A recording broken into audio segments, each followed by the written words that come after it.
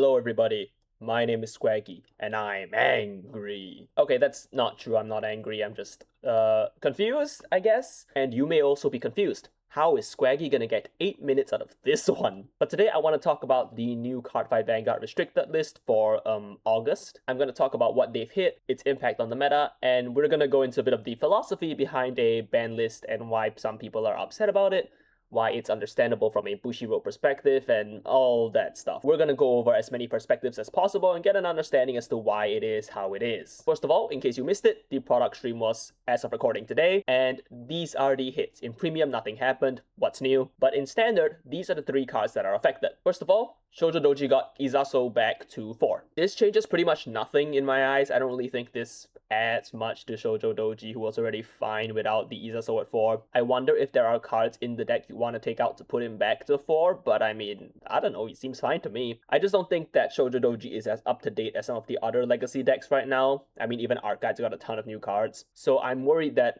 this doesn't really change anything for the boy, and it's just kind of past his prime anyways. So, you know, what to do. Furai to 2 in Shiranui. This is the restander that gains power as early as your first stride, and this changes nothing. I'm of the opinion that Furai could be at 4 and the deck would still be pretty bad. I think Shiranui right now is in the worst spot of any stride deck right now. Sans maybe original Jet. Even Icon Jet has some pretty decent results right now, and this deck is quite behind. This is the kind of litmus test for Vanguard players to understand that number of attacks you can do on turn 3 or 4 doesn't necessitate a deck that's really good, right? These are all really tiny attacks. The other Resender and Shiranui is already fine. You can play the other Virina card and it's fine. This is a buff, I guess, but I don't think it changes too much. Shiranui has a problem where it's hard to survive early game, and you can't leverage the late game powerhouse that is your multi-attack. So I don't know, I don't think this fixes anything for Shiranui. I still think it's a bad deck, or at least mediocre. I'm sure I'll be wrong at some point, and you can all look back on this and laugh, but yeah, for now,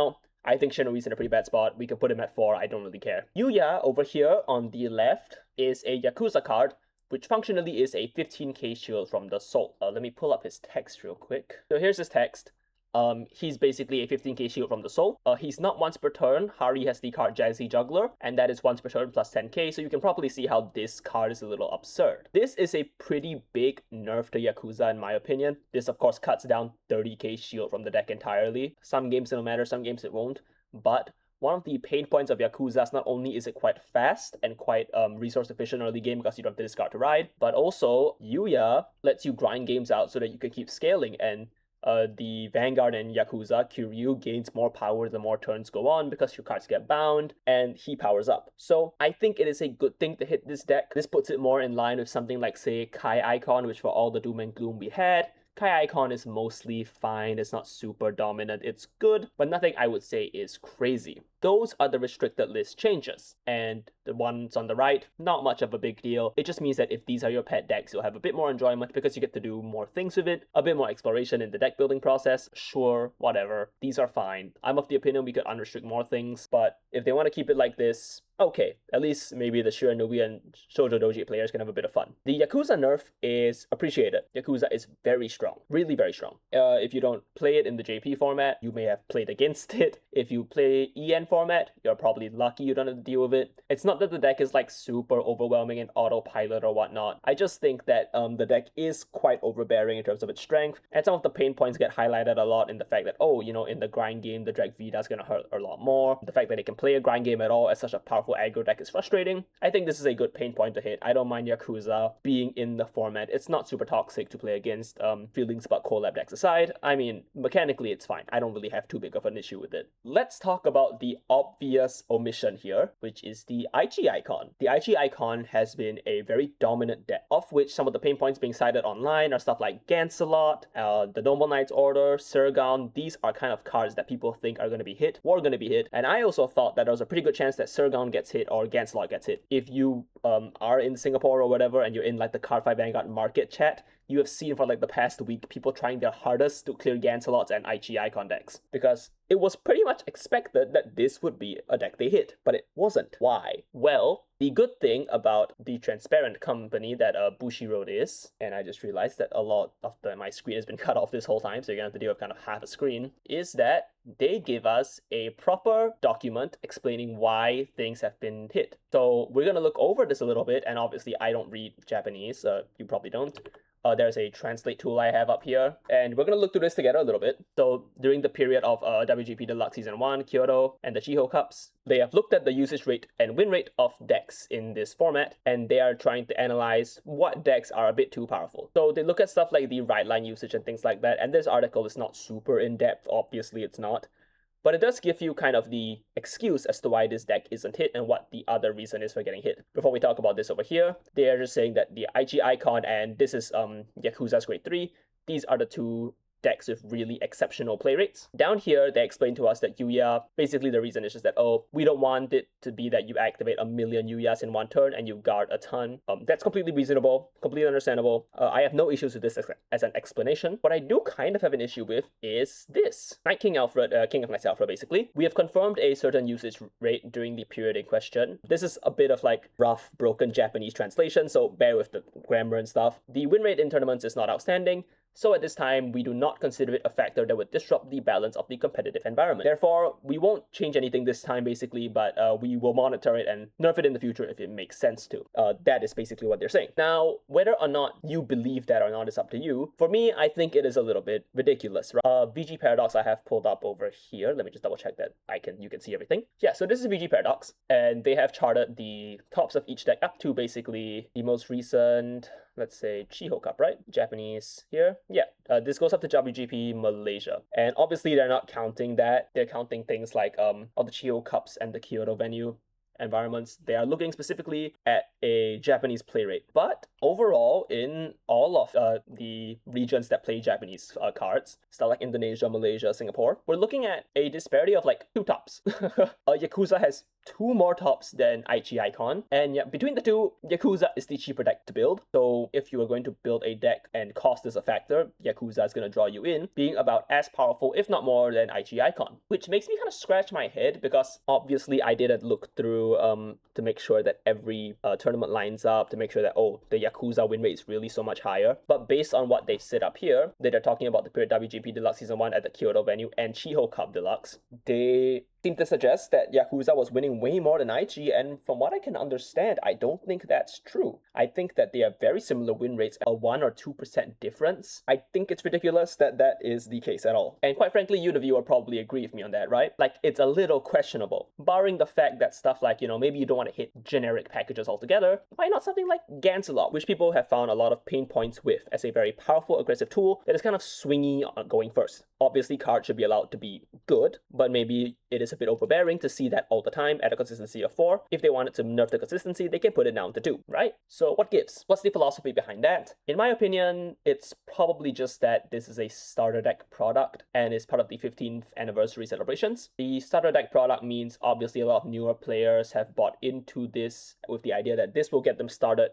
and let them continue playing Vanguard. And I know it's kind of ridiculous for some people to be like, oh, what new players are in Vanguard? But there are a fair chunk. And for them, it is of course a pretty feels bad moment if they buy the Aichi Icon deck and then they can't play it after like 5 months? That seems unreasonable to nerf too much. And stuff like Sergon they're in the deck, right? Sergon is in the trial deck, so you would never see that hit, basically. I think they would like to avoid that as much as possible. I think Shiranui is the exception, not the rule to that. So what does that leave us with? And it's also a 15th anniversary set. So if they hit it, that's kind of not in the spirit of a celebration where they just start nerfing stuff like that. Whether or not you agree with that from a gameplay perspective, I don't. It is an understandable perspective from, the company that's trying to sell you the trading cards to not ruin that consumer trust that, oh, if you buy this sealed product, the idea is that you can play Vanguard at a pretty decent level from the get-go. And if they start hitting that really aggressively, super early on, again, it's only been like 5 months, it can feel like, oh, do I really want to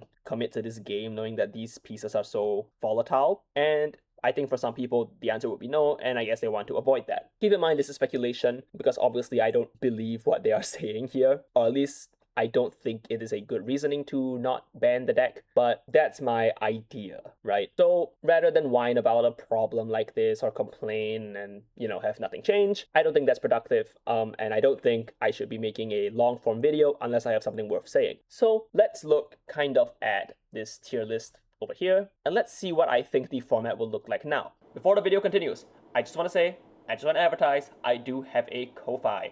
I'm not going to paywall any content. Obviously, I don't really have a lot to paywall. But if you'd like to support the channel and what I do, and you want to see me, maybe try to upload a bit more regularly, maybe improve this microphone of mine, then any help would be appreciated. You don't have to donate. Just want to put it out there in case you do want to support the channel and what I do. Okay, back to the video. I think the biggest tournament coming up, and I might be wrong about this, I'm so sorry if I am, is going to be the 3v3 on August 1st exactly. That's the first one for Card Game Festival Singapore. I believe that's the first one, and what is the metagame going to look like there? August 1st has Buddy Fight 2 out, and it's the first time this ban list is in. First of all, I don't think any of the Buddy Fight decks are good enough to be played at a competitive level. I've been hearing some snippets of like Dungeon World and stuff. I don't really think that the Buddy Fight 2 decks are very good in general, so I'll avoid talking about them. Not my area of expertise, so I'll focus more on the Vanguard pure Vanguard side of things, right? For lack of a better word. Not that I don't think you should consider collabs, but I do think they are worth thinking about. Okay, S tier decks, post-ban list. This is all post-ban list, okay? In S tier, I think IG Icon is unbelievably strong. If you want to win the game and the only thing you care about is winning, IG Icon is probably the deck you want to play. I know that there are things like people have counter ideas, and some people swear by Prison being a good matchup. Some people swear like their pet deck is really good into IG. I think for the most part that doesn't matter. I think realistically, IG is the most consistent thing on the board, and you should be playing it if you want to win. Barring that, you should be planning around it. So what are the decks that can kind of plan around it? First, let's talk about Yakuza. Where does Yakuza kind of fit in all of this? I do honestly think he's knocked down like 2 tiers. Maybe a tier.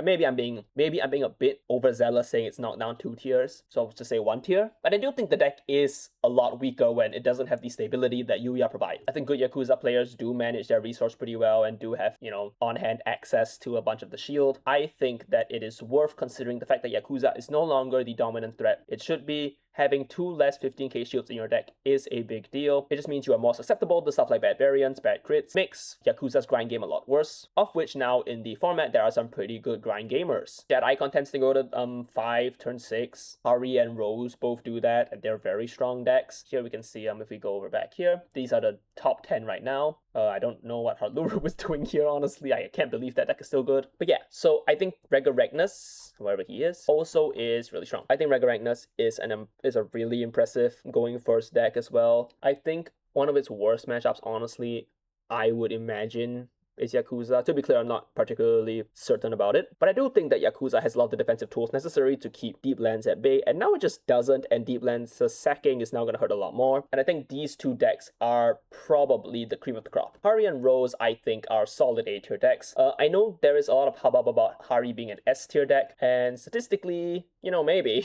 but I think the gap between him and IG Icon and Regoragnus is really wide. I think IG Icon has a really good matchup into these 2 decks because it's just so fast. You want to go second on these decks anyways, and the end result is that you play a deck list where, you still kind of just lose because IG goes first and they check crit on 2 and then you are at 4. So I think it's kind of unfortunate that if they go first they don't get to leverage anything, and thus I would only keep these strike decks at about A tier. I don't think they're anywhere crazy, but I will say that I think these 2 decks have the really good potential to pivot to more grindy defensive builds. I think both Hari and Rose have the flex slots necessary to play more defensive cards, which can deal with IG and Regoragnus. The Blitz Order, Grade 2, that they just got in Easy BT15, they're really strong, and going second into IG, Gancelot boosted by not Saragon is like 31k, of which dropping the Blitz Order, adding the Persona Shield and using that is a full guard. That's a break point that you have to consider, and I think that's a good card into IG itself. I think they have pretty decent matchups into Yakuza as well, and now it's just going to be an easier fight. So if anything, I would say these decks are better than Yakuza. And in my head, they are, okay? My word is not gospel. Do not take it as that. We're just having some fun doing some thought experimenting. So next up, let's talk about Kai Icon real quick. And I think Kai Icon is about on par with what our friend Yakuza can do, if not maybe a little better. So they are both the same kind of idea, right? They can do 5 attacks sometimes. They have high drive counts. They have the attack pattern of Vanguard, Vanguard, side, side, side, whatever your size may be.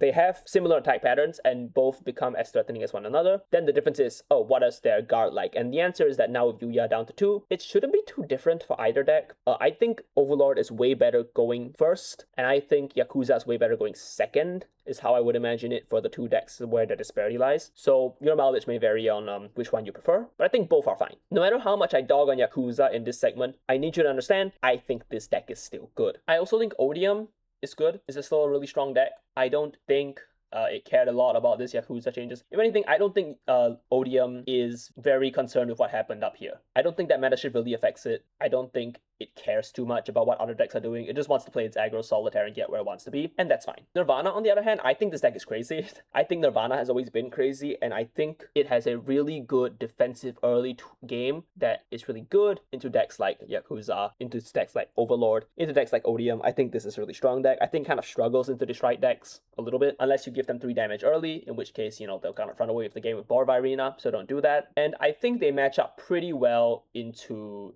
I think she matches up really well into Deep Lands. I don't think she matches up very well into Aichi Icon, but that's, debatable. I think it could be okay. But Nirvana is a deck that kind of needs to roll well, and if it doesn't, life is kind of tough. I'll also put Story and Elec Glima in this list as decks that are really strong going first and just kind of okay otherwise. Obviously, Elec Glima is the extreme end of this, but yeah, I think that deck is fine. It's okay. It obviously needs to roll pretty well, but it is playable. And Story is a pretty good deck, all things considered, but I think it has to find stuff like Persona Ride is still stuck on Twin Drive. A lot of weird issues I find in the B tier slot. You may notice that every deck up here all has access to more than 1 drive except for Elec Glima and Story, and I think that's kind of where the difference lies a lot of the time. It's like just having more drive checks, more chances to sack their way out of things, and I don't think that these 2 can really sack their way out of anything, but I think they are very strong. And I put Chrono Icon about here as well. I think Chrono Icon is fine.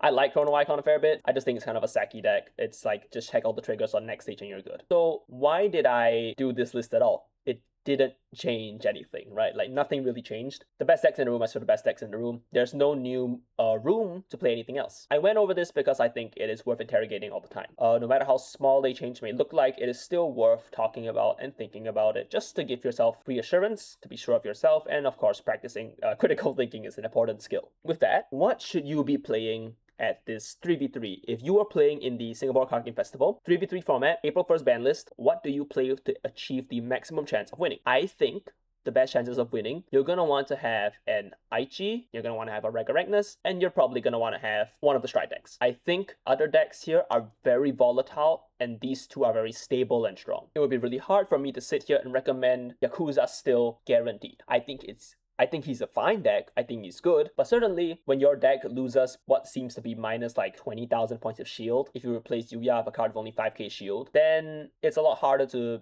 fight for Yakuza's place in your 3rd slot when Hari and Nairos have really stable game plans and are really good when you lose the die roll and go like 2nd into Aichi and Regoragnus, because this is kind of where they want to be. Obviously, if you lose the die roll and you're forced to go first, both these decks can accumulate enough resource that it's not so bad. Nairos can even play 0 damage variants to make sure that Aichi and Regoragnus don't get a lot of resource going on. So I think those 2 decks are really stable and deserve a slot in your 3v3. So why did I make this video? Well, 1, I wanted to make a video discussing the ban list no matter what it was, no matter how small or big it is. Number 2, I think it's just good to get a quick recap of what the meta looks like and where we think things will go, and then we can test from there. Do I like this ban list? No, I think this ban list is bad in that I don't think it goes hard enough on some of the top decks in the format. We have ban lists not just because a deck is really strong. Decks have to be strong at some point, right? You can't just expect every deck to be dog, trash, starter deck level, power level. I don't expect that. But I do expect that the format is engaging to play with, that I have but I don't feel like I'm always fighting an uphill battle, playing decks I know are a little bit below the par of what the top dogs can do. And I think for a long time, with Yakuza and IG at the forefront, even with the stride decks, it does feel a little bit like these decks have been in the spotlight for a bit too long. And the gameplay loop that IG and Yakuza, their mirror matches and fighting against one another dictate is that the guy who goes first wins. And that's just not a play pattern that is very engaging. It is fixed a little bit with DZBT15 bringing in two pretty strong strike decks and DZSS16 bringing in a decent strike deck. I think those things have all culminated in a format that can feel very stacked, and that's why I think more should be hit. Not because I think it is bullshit that Gancelot is a crazy card in IG Icon, but because I just think it creates for an environment that people are having less fun with, and having an environment now where the best deck seems very uncontested seems to also push that as well. And that deck is only protected because it's special, like it is actually special. It is our firewall dragon. At least that's what I think. So I mean, let's hear from you guys. What do you guys think of the ban list? Obviously, I know a lot of people are upset about it. What would you have changed instead, and how do you think the meta will be affected? More specifically, do you think Yakuza is still a top 2 deck? And do you think that Shoujo Doji is now playable and tiered? Do you think Shiranui is playable? In any case, that's all from me. I graduated today. I'm very happy about that. I thought that this ban list would be more important than my graduation, and as it turns out, it really wasn't. So yeah, that's all from me. Just wanted to share that as well. Hope you guys have a good week ahead. See you hopefully tomorrow for the Leonorn Trauman short. Sorry, not the Leonorn Trauman, the Leonorn Keter Phantom. I'll see you tomorrow for that short, hopefully. Alright, that's it from me. Bye-bye. Thank you to my Ko-Fi supporters, Big Ben, Long Long, Milk, and Latson. Scraggy appreciates all your support.